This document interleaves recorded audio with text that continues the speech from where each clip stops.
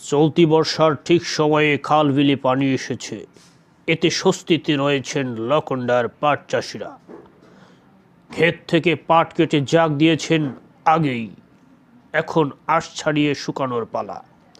বাড়তি আয়ের জন্য গ্রামের বেশ কয়েকটি জায়গায় নারীদের পাটের আঁশ ছাড়ানোর কাজে ব্যস্ত থাকতে দেখা গেছে।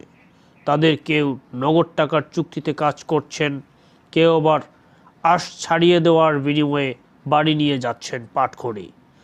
আঁশ ছাড়ানোর পর পাটখড়ি দুই ভাগ করা হয়। এর এক ভাগ তারা নেন, বাকিটা কৃষকের আঁশ ছাড়িয়ে পাওয়া পাটখড়ি আটি হিসাবে বিক্রি করেন।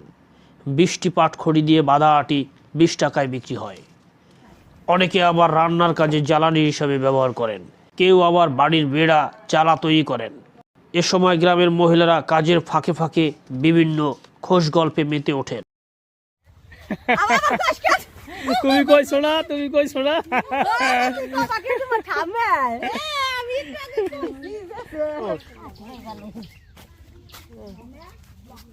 দেখ কত সুন্দর পাট নিতেছে, কাগো পাট।